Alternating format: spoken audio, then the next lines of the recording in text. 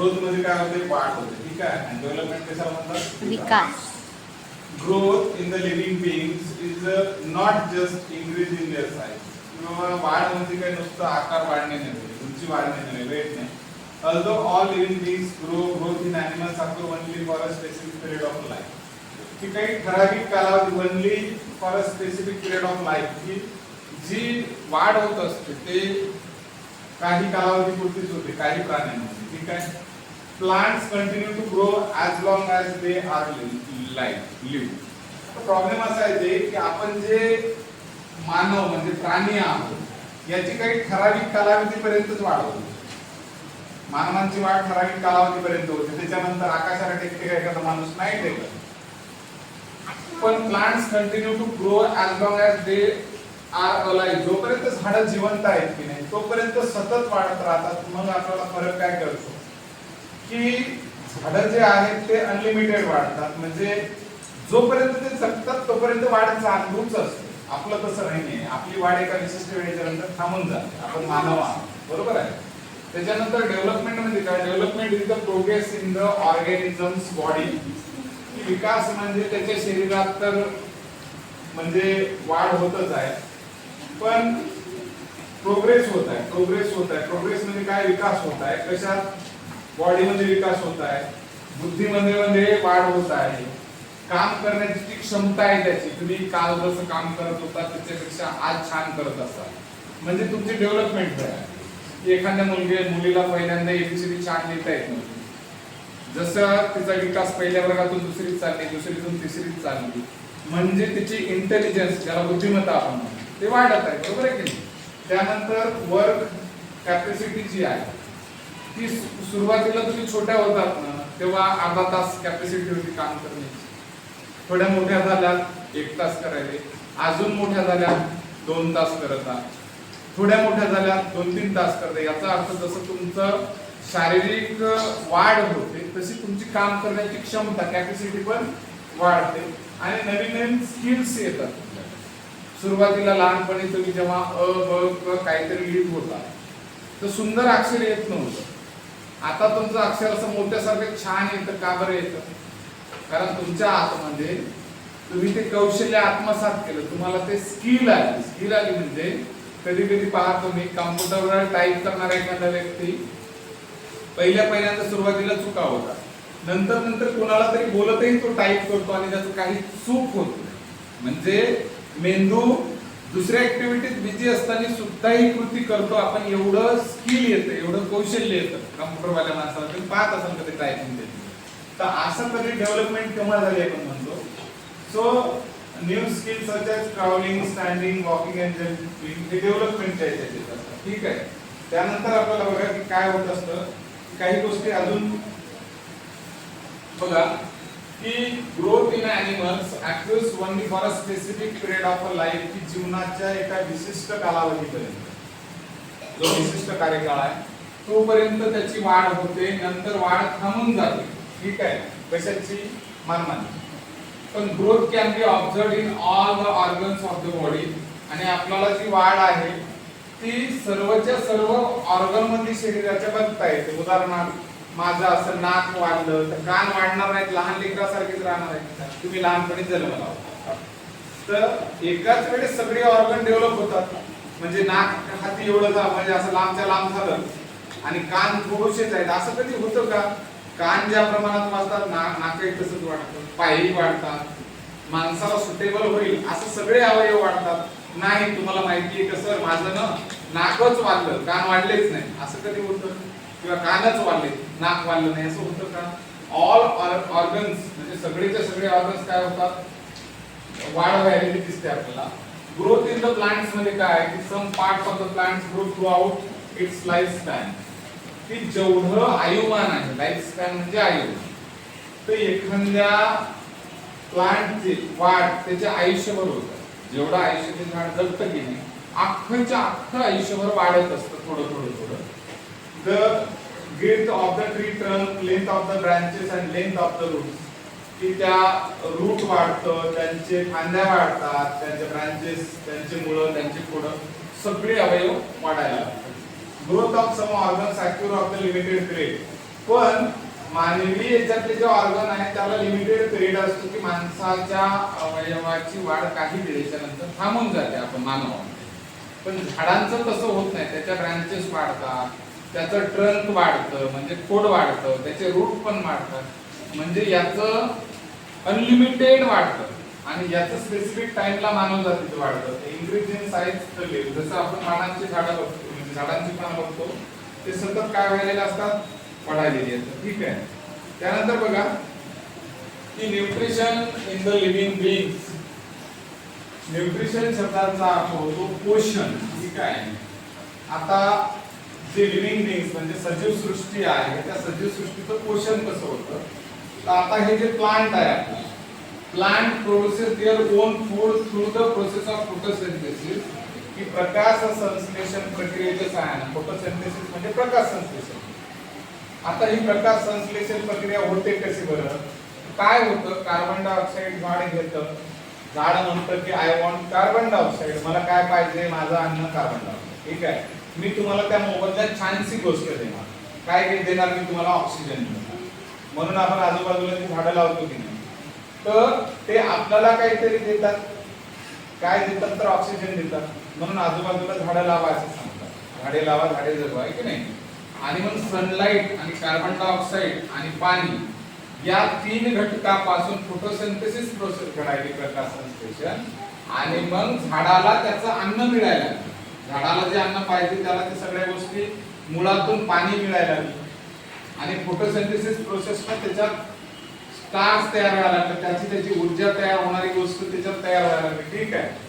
त्यानंतर बघूया ॲनिमलचं कसं आहे, ॲनिमलचं पोषण कसं होतं. Animal depends upon the plants and other animal for their food. की काही प्राणी असतात ते अख्खं प्राणीच खातात, जसं हा वाघोबा दादा आहे की नाही, हा मांसच खातो. ठीक आहे. म्हणजे काही प्राण्यांची गरज प्राणीच असतात, प्लांट आहेत का, पण गाय आहे का, गायीनं कधी असं शेळीचं बकरू खाल्लं, असं कधी म्हणजे शेळीचं पिल्लू खाल्लं, असं कधी आलं का रे. काय खाते ते, गवत खाते. मग लक्षात ठेवायचं, काही ॲनिमल काय खातात, तर प्लांट्स खातात, काही काय खातात, मांस खातात. लक्षात येतंय. The intake of food resulting to grow is the characteristic of all living organism. मग सजीव सृष्टीचा एक गुण आहे की तुम्हाला जोपर्यंत आतमध्ये अन्न जात नाही तोपर्यंत आपली काय वाढ होत नाही. आपल्याला वाढायचं असेल तर अन्न खावं लागेल. बरोबर आहे. काय करावं लागेल, अन्न काय करावं लागेल, अन्न खावं लागेल. तर आपली काय होणार आहे, ग्रोथ. काय होते, ग्रोथ होते. त्याच्यानंतर बघा आता तुम्ही थोडस differences in the growth pattern of some trees की काय काय फरक जाणवतात. काही जे झाडं आहेत ना त्यांच्या वाढण्याचा जो पॅटर्न असतो तो वेगळा वेगळा असतो. जसं पीपलचं जे झाड आहे ते सतत वाढत असतं, बनियान ते पण सतत वाढतं, बांबूचं झाड फास्ट अँड कंटिन्यू की बांबू लय लवकर वाढतं, बांबूचं झाड लावलं पटकन मोठं होतं. ठीक आहे. त्याच्यानंतर सतत वाढतं, कोकोनटचं झाड पण तसंच कंटिन्यू वाढतं.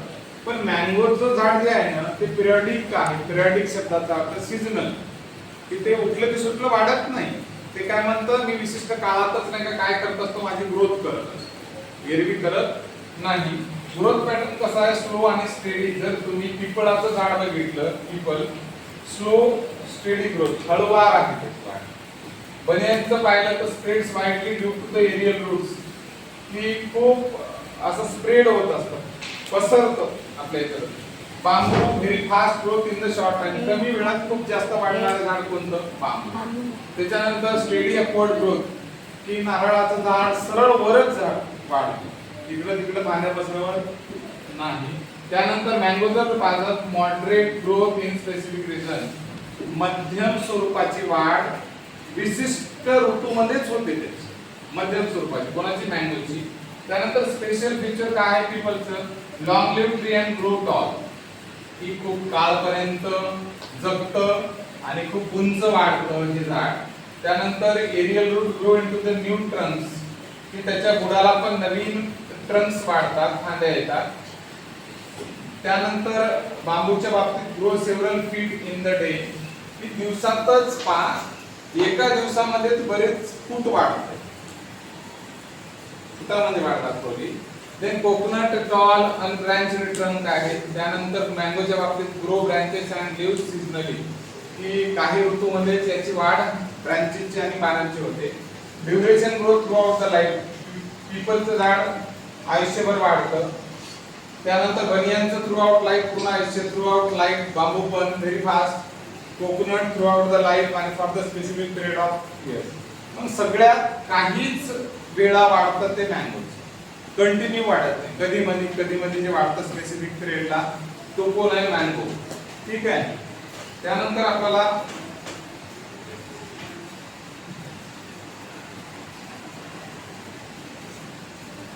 आता बघा, त्यानंतर एक गोष्ट आपण शिकणार आहोत, रिस्पॉन्स अँड स्टिम्युली. काय शिकायचं? Response and स्टिम्युली.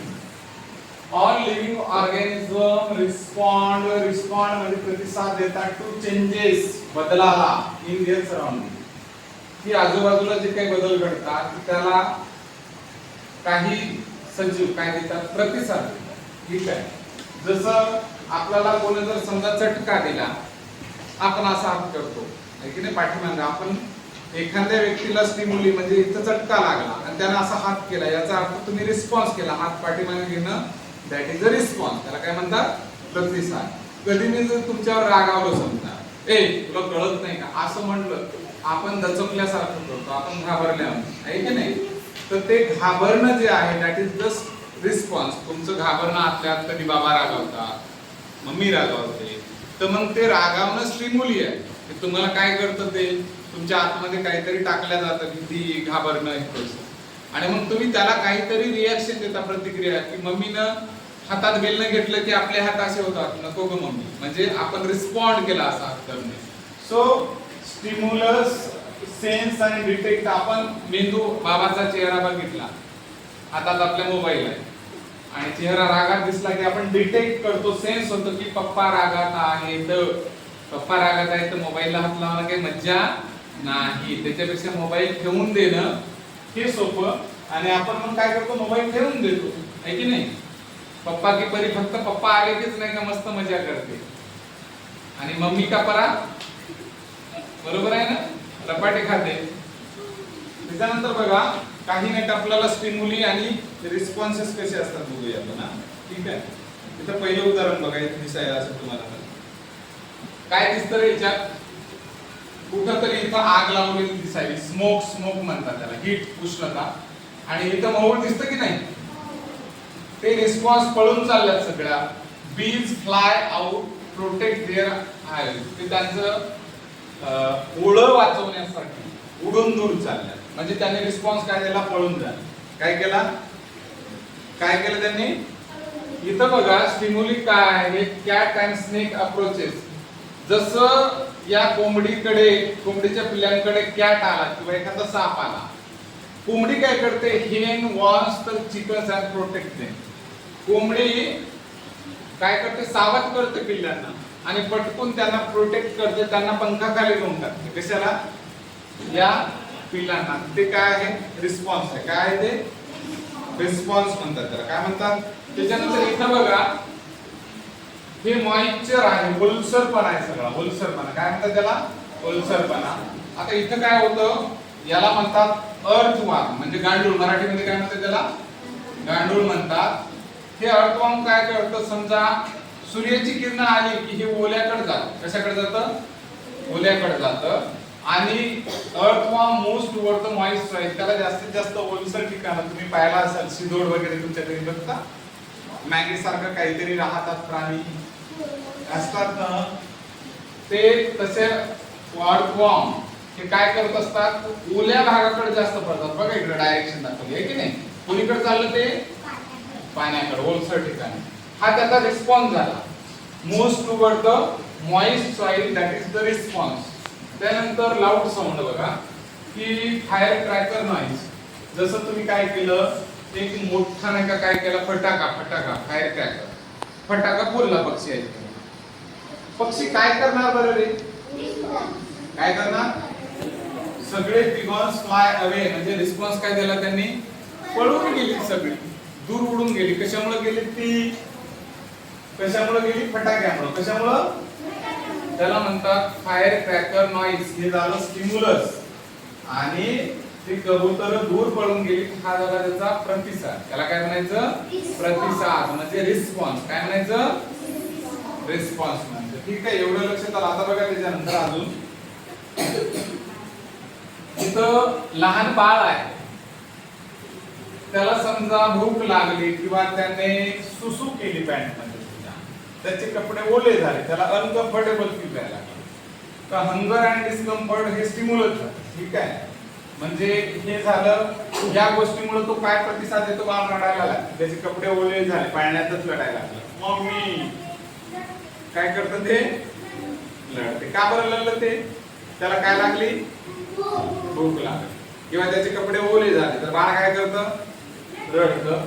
त्यानंतर बघा हे सनलाइट आहे, हे जे लोटस दिसायला तुम्हाला, तर सूर्य जसा दिसला, आता मॉर्निंग सनलाइट हे त्याच्यासाठी स्टिम्युलस आहे.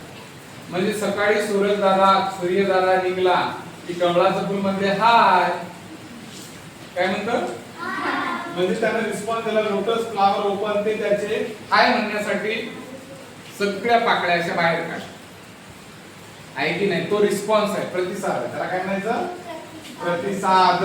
अशा पद्धतीने नाही काय होत असते. आपल्याला अजून काही गोष्टी लक्षात घ्यायच्या आहे. बघा इथं नाईटच्या टाइमला सगळे पाखर असे वाट बघत असतात, त्यानंतर सकाळी उठतात, morning light, birds wake up and fly. सकाळी सकाळी सूर्यदादा निघाला की सगळी पक्षी काय करतात, उडून जातात. तो प्रतिसाद आहे. सूर्य स्टिम्युलस आहे, त्याचा प्रकाश जो आहे तो तुम्हाला उठवतो आणि मग ते पक्षी काय करतात, प्रतिसाद काय देतात, अरे वा सूर्य निघाला, आता आपण काय करायला पाहिजे, आपला अन्नाच्या शोधामध्ये उडायला पाहिजे. तो काय झाला, रिस्पॉन्स. इकडे बघा, मग आपल्याला काय कळलं रे, इथं नाही का उष्णता दिसली, सगळी काय केले, पळून गेले. त्यानंतर इथं नाही का साप दिसला, धोका दिसला, त्या कोंबडीने सगळ्या पिल्लांना कुठे घेतलं, पंखाखाली घेतलं. इथं गांडूळ जो आहे तो ओल्याकडे पळाला. इथं फटाका दाखवला की तो काय झाला, पळून गेला. भूक लागली बाळांना, तो काय करायला लागला, याला सूर्याचा प्रकाश दिसला, याला पंख काय केले, फुलवले. आणि सकाळी सकाळी सूर्याचा प्रकाश दिसला की पक्षी काय करायला लागले. So living organism are sensitive, हे सगळे संवेदनशील असतात. काहीतरी कोणतरी झालं की काही नाही काहीतरी करतात, त्याला म्हणतात रिस्पॉन्स. काहीतरी होणं, दॅट इज द स्टिम्युली. कोणीतरी करणं, कोणीतरी काहीतरी करतं, ते कोणीतरी म्हणजे काय, स्टिम्युली आहे.